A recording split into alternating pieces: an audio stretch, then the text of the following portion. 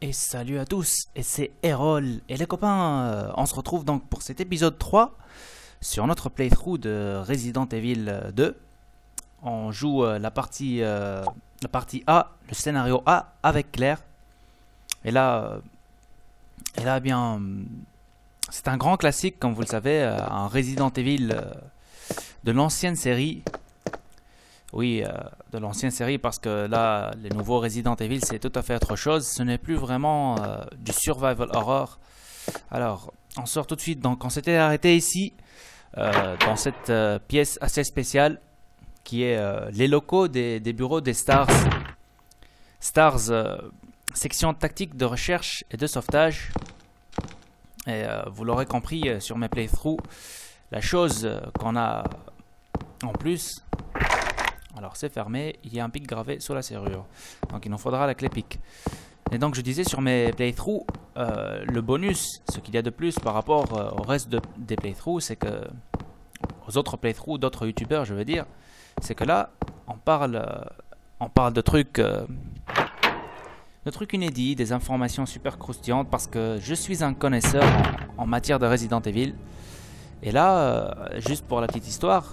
Les STARS, section tactique de recherche et de sauvetage, c'est une section spéciale, comme vous le savez, de la police de Raccoon City, et qui dans la vraie vie apparemment existe dans la police de New York.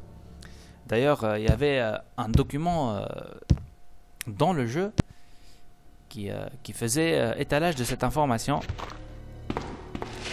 c'est-à-dire l'information que... Ouais, les carreaux aussi. D'accord. L'information que la ville de Raccoon City, selon un document, est la seule ville avec New York à posséder cette section spéciale qui est les STARS.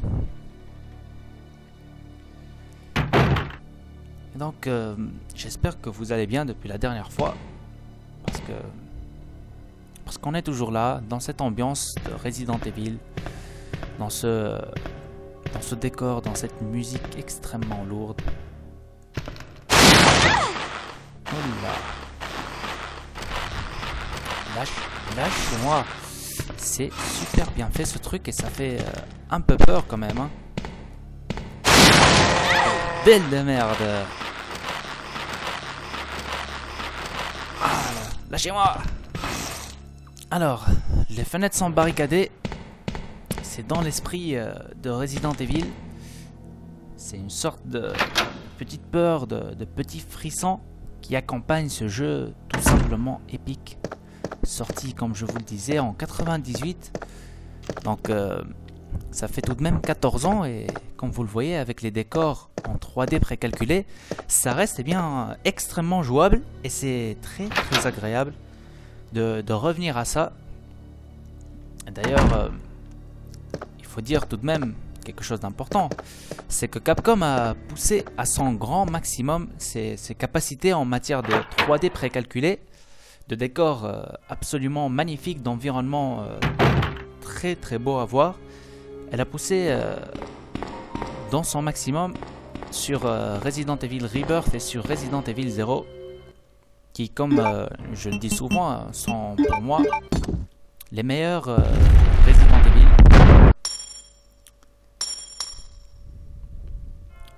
Et une nouvelle clé. Alors, c'est la clé pique. La clé qui pique. Alors, regardez. Effectivement, c'est en forme de pique. Et là, on va revenir par ici. On a le coffre et on va déposer quelques petits trucs parce que comme vous le voyez, on commence à être un peu à court de cases vides sur l'inventaire de Claire. Il y aura tout à l'heure, durant le jeu plutôt, il y aura durant le jeu certains choix qui nous seront proposés, un choix qui nous sera proposé d'ailleurs dans une salle l'armurerie, où on trouvera une sacoche qui peut nous faire gagner 2 places ou la mitrailleuse, et on peut choisir l'un des articles et l'autre sera le seul restant disponible.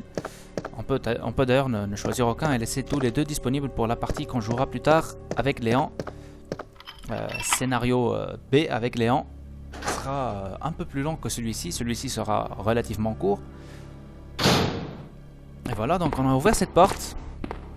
Et là on va récupérer soit une manivelle, soit le briquet. Je ne me souviens plus très bien. On va vérifier tout de suite. Je crois que c'est la manivelle, oui. Claire A, c'est la manivelle, oui. Donc certains d'entre vous sont peut-être en train de se dire, ah tiens, il recommence cette partie. Et ben j'avais fait 6 épisodes d'un quart d'heure la dernière fois, avec une qualité de son malheureusement déplorable, et donc j'ai décidé de tout recommencer. De recommencer et Resident Evil 2, sur lequel j'avais fait 6 épisodes, et Resident Evil 1, Director Scott, que je ne vais pas recommencer tout de suite d'ailleurs, mais qui selon moi reste l'un des plus beaux jeux de Resident Evil. Qu'est-ce que je raconte? Oui, l'un des jeux les plus... l'un des meilleurs jeux, parce que c'était tout simplement le premier Resident Evil, et qui nous avait mis pour la première fois dans cette superbe ambiance pesante, lourde, qui caractérise évidemment cette ancienne série de Resident Evil, parce qu'aujourd'hui, comme je le dis souvent, et comme je le répète souvent, et comme je vais certainement encore le répéter, et bah aujourd'hui, les nouveaux Resident Evil, et bah ça tire dans tous les sens, et c'est plus vraiment du survival horror. Par exemple, ces moments comme là, par exemple, où il n'y a aucun ennemi, où il y a juste la musique environnante, où il y a juste votre personnage et le stress de rencontrer un ennemi derrière chaque porte. Tout ça caractérise les anciens Resident Evil, le véritable esprit du survival horror.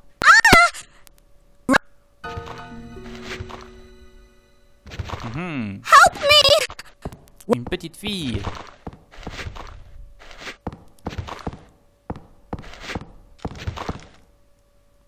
Alors, monsieur, je m'excuse, mais là, on est un peu pressé. On n'a plus besoin de cette porte, on n'a plus besoin de cette clé. On vient d'ouvrir cette porte, et donc on n'en a plus besoin. Et ça, c'est un avantage dans Resident Evil, parce que ça vide... Ouais, Léon, tu nous as manqué. Bah, t'es encore en vie, ça fait plaisir. Claire, you made it. Yeah. Ouais, c'est pas pour rien que je Have suis you la seen sœur a de little Chris. girl around here? Yeah, you just missed her. Who is she? I don't know. But it's too dangerous for her to stay here alone. Leon, I'll go look for her. You go and find us a way out of here. Of course. But before I forget, here's a radio. That way we can keep in touch if something comes up. Ok, merci Léon, c'était sympa ça. Et donc, il subsiste quand même toujours un petit problème dans les anciens Resident Evil, c'est-à-dire que le script des personnages est tout à fait ridicule. Hein. Il faut dire tout de même que Léon, là, il vient de voir passer la petite fille. Elle lui demande, est-ce que t'as vu la petite fille? Il lui dit, oui, tu viens tout juste de la rater. Bah, c'est drôle, le mec, il sait que c'est... le commissariat est envahi de zombies, et la petite fille qui passe devant, et... Ouais, tiens, une petite fille, c'est pas grave, hein. On la laisse aller jouer avec les zombies quand même. Aucune intervention de sa part. En théorie, ça aurait été plus réaliste de trouver Léon avec Sherry. Alors, une plante rouge. On va la prendre tout de suite. On va combiner tout de suite, et ça nous fait un full soin. Les plantes qui sont d'ailleurs quelque chose d'immuable dans les Resident Evil. Il faut que j'arrête de changer, de me tromper de touche et de mettre pause à chaque fois. Voilà. On va passer par là. D'ailleurs, je vais m'armer de mon lance-grenade, parce que si mes souvenirs sont bons, il y a un Lickers ici. Et j'ai pas terriblement envie de lui laisser. Vous savez quoi? Je vais pas utiliser une balle de lance-grenade. Voilà. On va prendre le pistolet. Et on va se battre vaillamment avec notre pistolet. Ou peut-être pas d'ailleurs. On joue en mode difficile, normal, c'est-à-dire... Voilà. 2 balles et on reprend tout de suite notre pistolet. Alors si je viens ici, c'est pour utiliser la manivelle et gagner une place supplémentaire dans mon inventaire. La manivelle qui va servir à faire descendre les escaliers de l'étage supérieur, du petit étage supérieur. Voilà.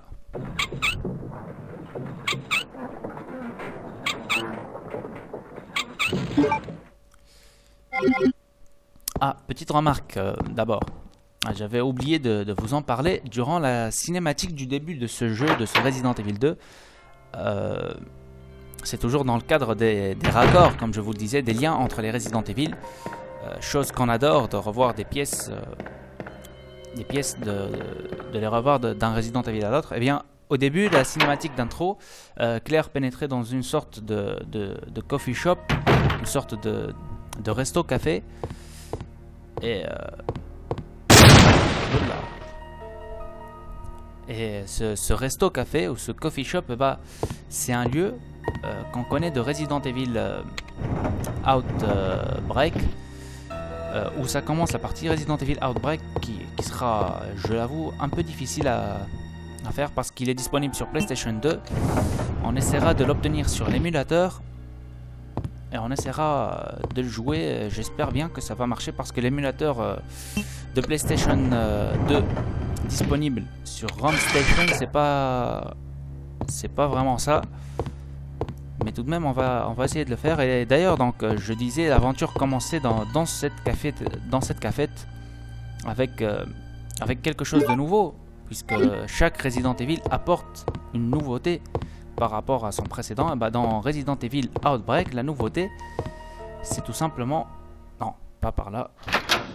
La nouveauté, c'est que vous jouez votre personnage et il y a 2 autres personnages qui vous suivent tout le temps. Et c'est plutôt pas mal, je trouve. Ouais. Des munitions de grenades incendiaires, ça peut toujours être utile.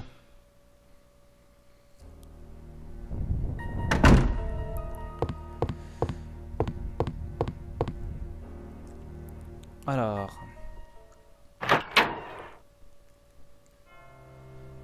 Donc encore une fois, c'est vraiment dommage que Capcom ait décidé de faire quelque chose qui... malheureusement, vraiment ne rapporte plus, c'est-à-dire de faire des jeux de Resident Evil, des jeux de plus d'action que de survival horror. C'est assez dommage. Alors, debout. Voilà. C'est bon.